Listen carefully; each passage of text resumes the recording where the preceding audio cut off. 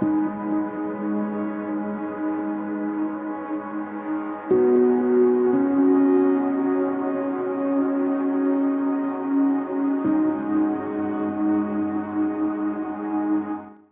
باللہ من الشیطان الرجیم بسم اللہ الرحمن الرحیم اللہم صلی علی سیدنا و مولانا محمد وعلی آل سیدنا و مولانا محمد وبارک وسلم۔ جلد ششم، حکایت نمبر 68۔ دوبینی کے مضر اثرات کے بارے میں قصہ۔ کسی شہر کے تمام باشندے رافضی تھے، عمر نام سے چڑھتے تھے۔ جس شخص کا نام بھی عمر ہوتا اس سے لین دین نہ کرتے۔ اگر تیرا نام عمر ہے تو اس شہر والے بہت قیمت ادا کرنے پر بھی روٹی نہ دیں گے۔ اگر تو ایک دکان پر جا کر نام عمر بتائے گا تو وہ تجھے کسی دوسری دکان پر بیچ دے گا کہ وہاں کی روٹی اچھی ہے۔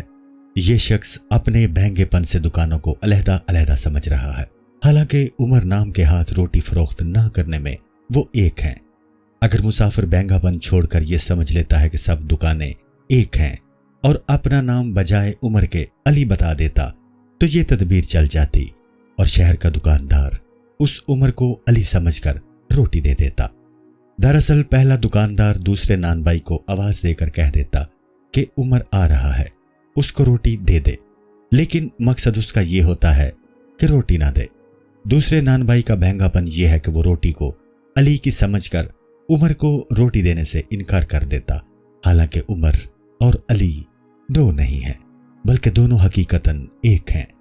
جب تو ایک دکان سے عمر بن گیا تو اب سارے شہر میں گھومتا پھر تجھے روٹی نہیں ملے گی۔ اگر وہ ان دکانوں کو چند دکانیں نہ سمجھتا اور شروع میں ہی اپنا نام علی بتاتا تو فوراً روٹی مل جاتی۔ اس مسافر کا بہنگا پن جو معمولی تھا اس کی محرومی کا سبب بن گیا، تو وہ بہنگا جو جملہ کائنات کو مستقل موجود سمجھ کر بہنگا بن رہا ہے، اس کی محرومی پر اس کو قیاس کر لے کہ کس قدر ہوگی۔ یہ دنیا بھی وہی شہر ہے۔ جب تو بہنگا پن نہیں چھوڑے گا تو مارا مارا پھرے گا۔ جو کائنات کو حقیقی موجود سمجھے گا وہ کبھی کسی طرف متوجہ ہوگا، کبھی کسی طرف۔ اگر صحیح نظر حاصل ہو گئی تو سب موجودات کو ایک موجود حقیقی کا سایہ سمجھے گا اور صرف اس کی طرف توجہ کرے گا اور بھلائی سمجھ کر متوجہ ہوگا۔ جا بجا مارے مارے پھرنے سے نجات پا جائے گا۔ اب ان اولیاء رحمت اللہ علیہم کا جو خدائی اخلاق سے آراستہ ہو گئے ہیں، اللہ کا مظہر ہونا ثابت کرتے ہیں کہ جب تو کوئی ایسا عکس دیکھے جو پھل اور پھول والا درخت ہے، اس کو اور عکسوں کی طرح نہ سمجھ۔ اہل اللہ کی صحبت سے صحیح نظر حاصل ہو جاتی ہے۔ یہ عکس ہیں لیکن انہی سے مقصد حاصل ہوتا ہے۔ یہ اہل اللہ پانی نہیں کہ ان میں عکس نظر آئے، بلکہ عین حقیقت اور باغ ہیں۔ بس تو اس طرح دھوکہ نہ کھا جس طرح بلقیس نے غیر آپ کو آپ سمجھ لیا۔ اہل اللہ کو باغ کی بجائے آپ نہ سمجھ لینا، ان کو اور عوام کو ایک نظر سے نہ دیکھ۔ مختلف انسان اس طرح ہیں کہ کسی پر لال و جواہر لدے ہوئے ہیں اور کسی پر پتھروں کا بوجھ ہے۔ سب نہروں کو ایک جیسا نہ سمجھ۔ ایک نہر میں بائنا چاند موجود ہے، اس کو عکس نہ سمجھ۔ اس نہر کا پانی آب حیات ہے، وہ محض جانوروں کے پینے کا پانی نہیں ہے، وہ عکس نہیں بلکہ عین حقیقت کا وجود ہوگا۔ اس نہر میں جو اوپر ہے وہی اندر ہے۔ تو جہاں سے فیض حاصل کرے گا وہ ایک ہی فیض ہوگا۔ اس نہر سے تیرے اخروی اور دنیاوی سب مقاصد پورے ہو جائیں گے۔ تجھ میں اور مقاصد میں کوئی دوری اور جدائی نہ رہے گی۔ اس پردیسی کے قرض کا قصہ تبریز میں مشہور ہو گیا تو ایک شخص اس کا ہمدرد بن گیا۔ اس نے اس کا قرض لوگوں پر بانٹ کر جمع کرنے کے لیے شہر کا گشت شروع کر دیا اور اس لالچ سے کہ لوگ رحم کھا کر اس کو چندہ دے دیں، اس کا سارا قصہ بیان کرنا شروع کر دیا۔ اسے صرف 100 دینار چندے میں ملے۔ اس قلیل مقدار سے پردیسی کو مایوسی ہوئی تو وہ شخص کا ہاتھ پکڑ کر محتسب کی قبر پر لے گیا۔ راستے میں مددگار نے اسے کہا کہ اگر کسی کو کسی بابرکت مہمان کی مہمانداری کی توفیق میسر ہو اور وہ اس مہمان کا پورا اعزاز کرے تو ایسے میزبان کا شکریہ ادا کرنا خدا کا شکریہ ادا کرنا ہے، کیونکہ اللہ ہی نے اس میزبان کو توفیق عطا فرمائی۔ ایسے میزبان کی ناشکری اللہ کی ناشکری ہوگی۔ محتسب نے تجھ پر احسان کیے ہیں، تو خدا کا شکر ادا کر اور محتسب کا بھی شکر گزار بن۔ ماں میں اگرچہ رحم کا مادہ اللہ نے پیدا کیا ہے، لیکن پھر بھی ماں کی خدمت فرض اور مناسب ہے، چونکہ ہم حضور صلی اللہ علیہ وآلہ وسلم کے محتاج ہیں اور وہ اللہ کی نعمتوں کا ہمارے لیے واسطہ ہے۔ اس لیے ان کا شکریہ ادا کرنے کے لیے ہمیں ان صلی اللہ علیہ وآلہ وسلم پر درود بھیجنے کا حکم دیا گیا ہے۔ اللہ قیامت میں بندے سے کہے گا، میں نے تجھے نعمتیں دی تھی، تو نے کیا کیا؟ وہ کہے گا، کیونکہ اصل روٹی دینے والا تو تھا، میں نے تیرا شکریہ ادا کیا۔ اللہ تعالیٰ فرمائے گا، جب تو نے محسن کا شکریہ ادا نہیں کیا تو گویا میرا بھی شکریہ ادا نہ کیا۔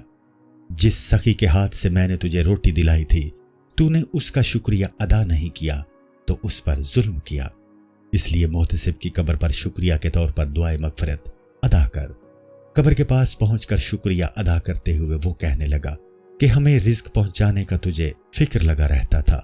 تیرا احسان اور نیکی اسی طرح عام تھی جس طرح تیرا دسترخوان لوگوں کے لیے کھلا ہوا تھا۔ کبھی کسی سائل کو دیکھ کر تیری پیشانی پر گرا نہیں پڑی تھی۔ میرا اور مجھ جیسے ہزاروں کا تو اولاد کی طرح خیال رکھتا تھا۔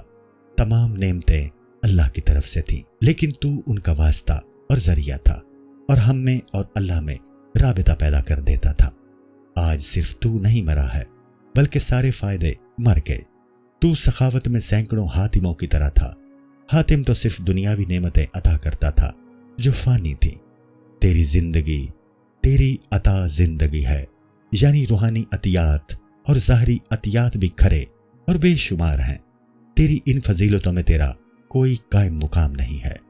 تو مخلوق کو اس طرح محفوظ رکھتا تھا جیسے حضرت موسیٰ علیہ السلام اپنی بکریوں کو۔ جلد ششم، حکایت نمبر 69۔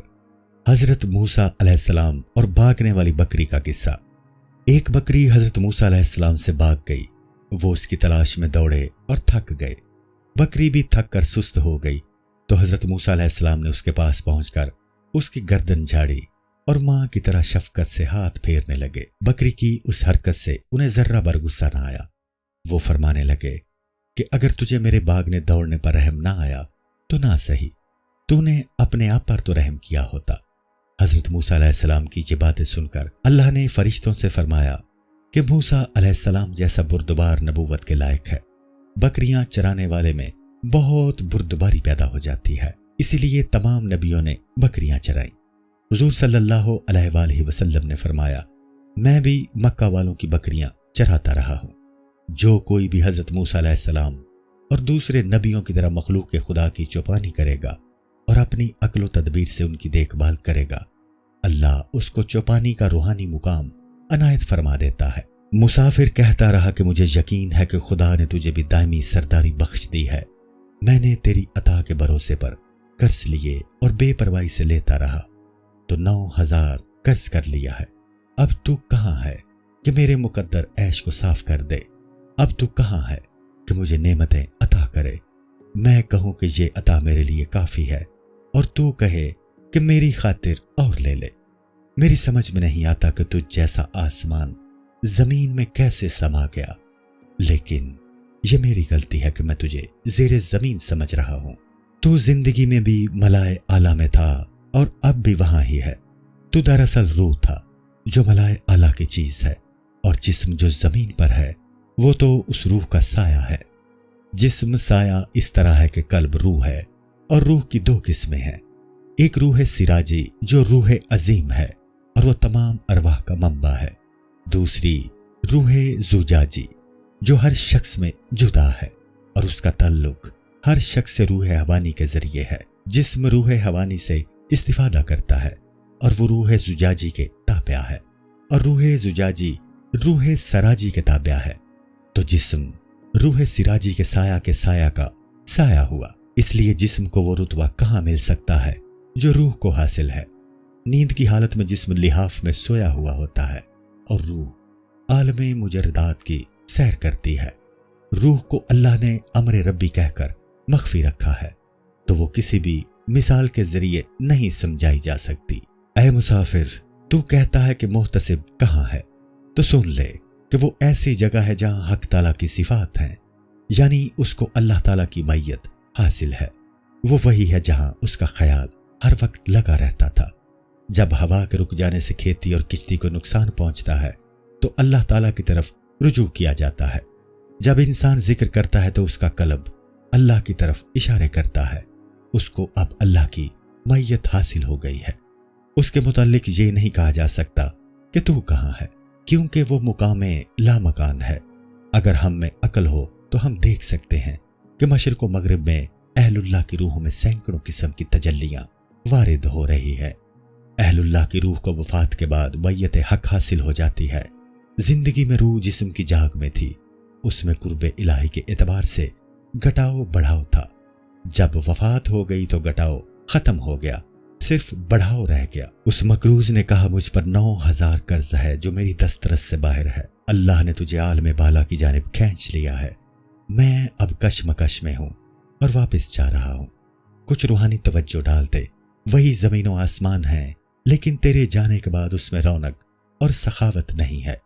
تو خدا کے پاس پہنچ گیا ہے، مجھے بھی پہنچنا ہے، لیکن ہم زندگی میں بھی تو اسی کے تصرف میں ہیں۔ اس کا تصرف ہے کہ انسان کے دل میں ہر وقت خیالات آتے جاتے رہتے ہیں۔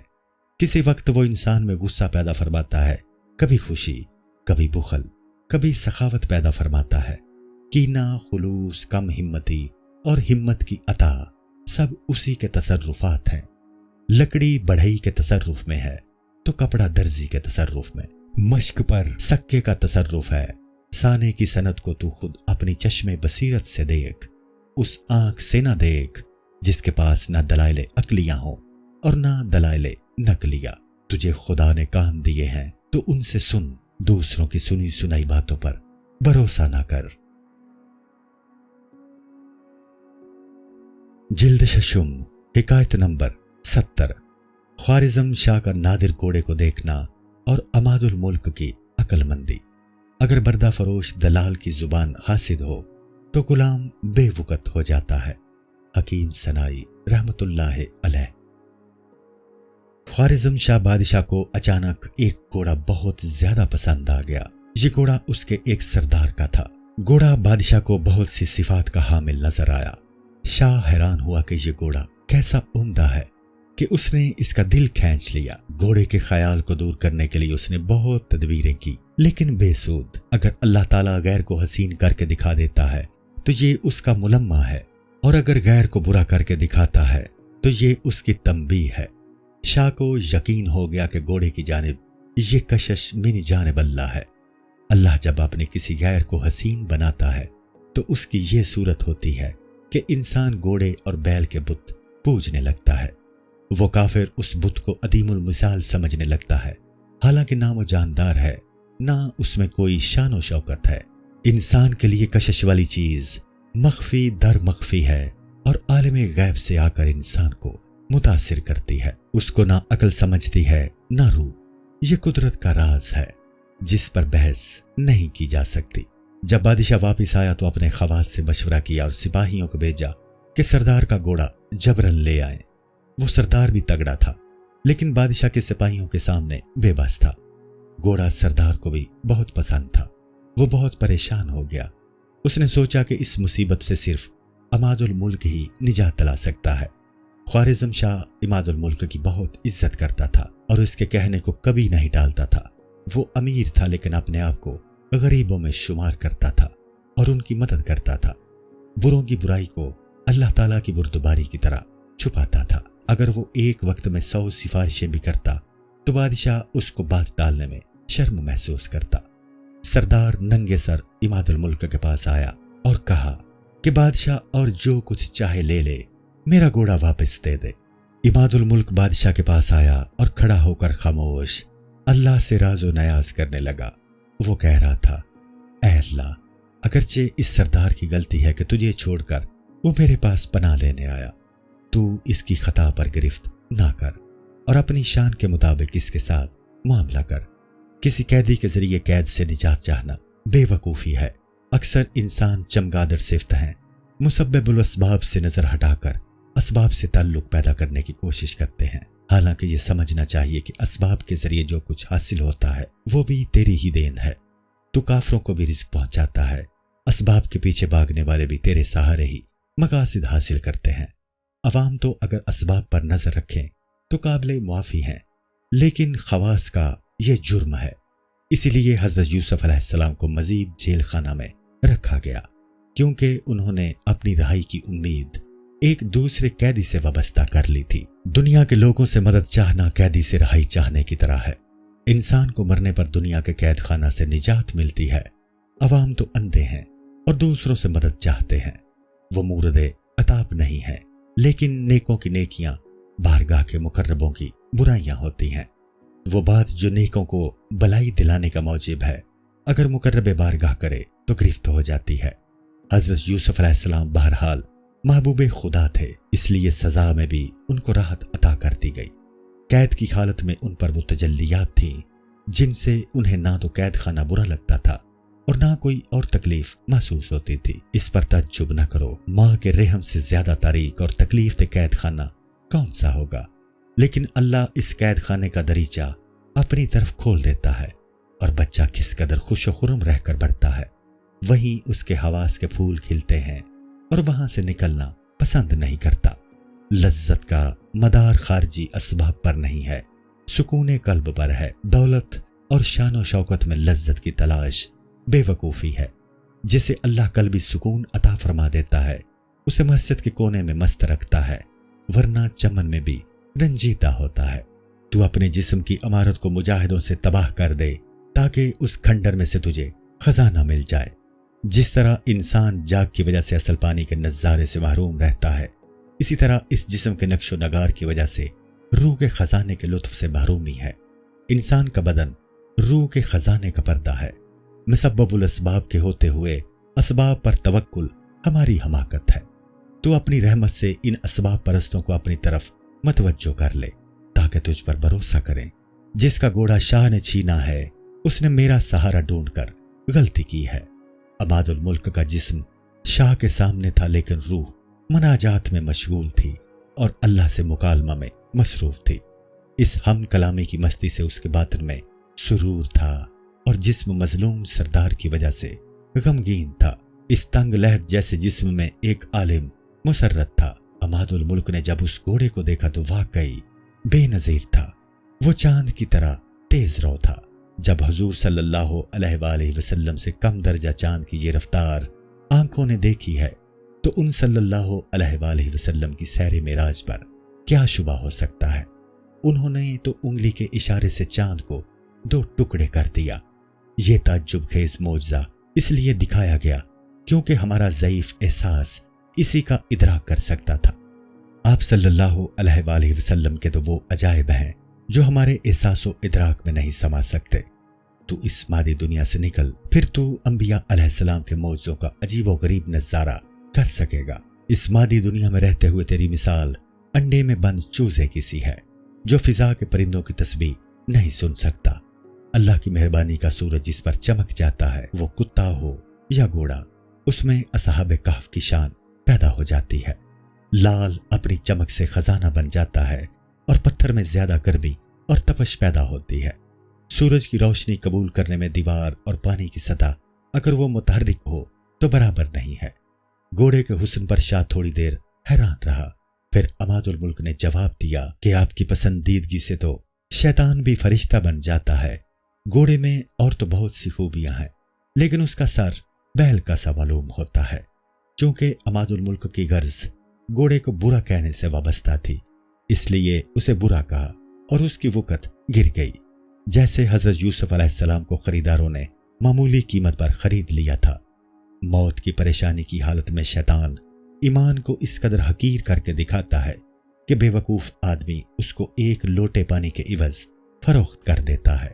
شیطان کا مقصد تو ایمان کو برباد کرنا ہوتا ہے، اس میں حیرانی کی کوئی بات نہیں۔ انسان زندگی میں بھی معمولی نفع کے خیال پر جھوٹ بول دیتا ہے۔ معمولی نفع کے عوض سچائی کو فروخت کرنا ایسا ہی ہے جیسا بے عقل بچہ ایک قیمتی موتی کے عوض چند اخروٹ خرید لیتا ہے۔ دنیا میں تو انسان اتنا مجبور بھی نہیں ہوتا، موت کے وقت تو اس کو پیاس لگی ہوگی۔ یہ خیال جس کی وجہ سے انسان سچائی کو فروخت کرتا ہے ایک سڑا ہوا اخروٹ ہے۔ اگر انسان ابتدا میں ہی انجام کو مد نظر رکھے تو فریب سے بچ جاتا ہے۔ یہ دنیا کا نفع ایک بوسیدہ اخروٹ ہے۔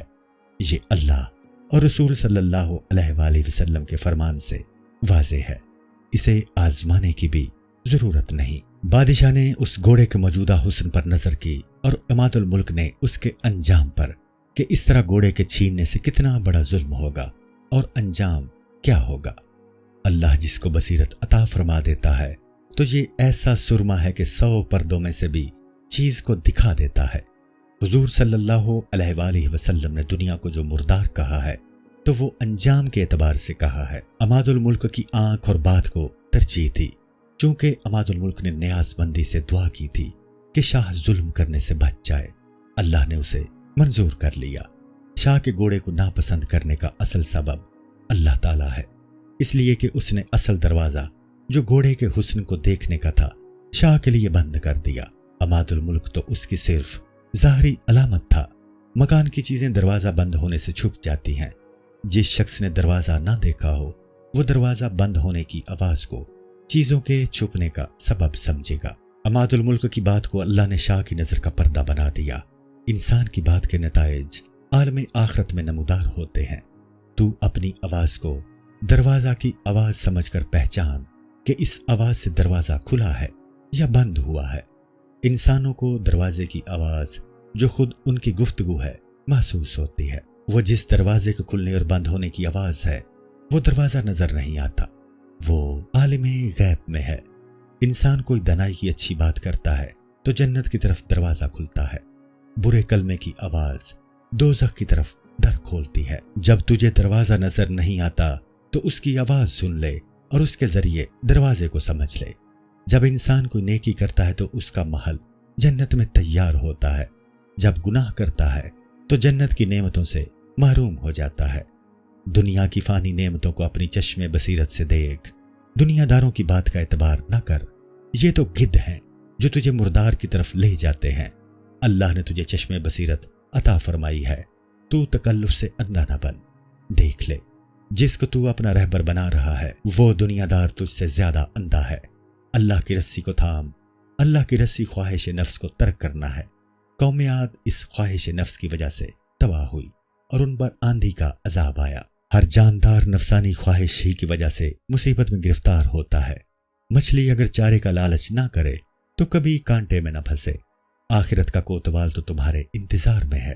روح کے لیے بھی عذاب کے آلات ہیں جو مرنے کے بعد نظر آئیں گے۔ جب تو عالم آخرت کی وسعتوں میں پہنچے گا تو اس دنیا کا شکنجہ ہونا سمجھے گا۔ اس لیے ضد کو دیکھ کر اس کی ضد پوری طرح سمجھ آتی ہے۔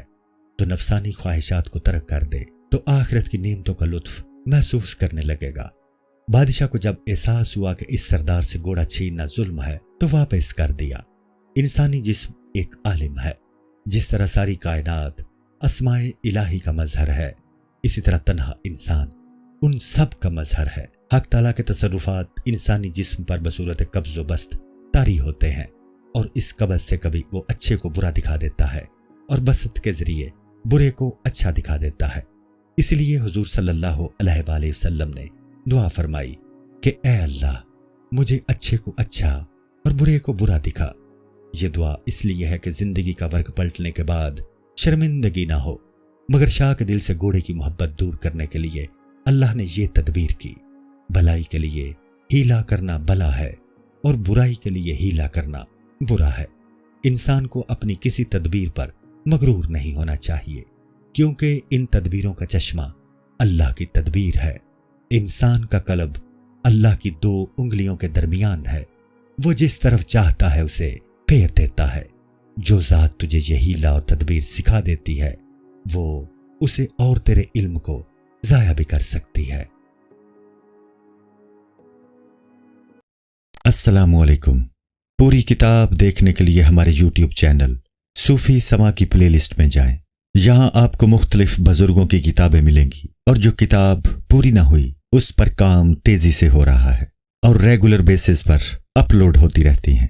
آپ سے گزارش ہے کہ آپ ہمارے یوٹیوب چینل کو سبسکرائب کر لیں اور بیل نوٹیفیکیشن پر کلک کر لیں تاکہ ہماری آنے والی کتابیں آپ کو ملتی رہیں۔ جزاک اللہ خیر۔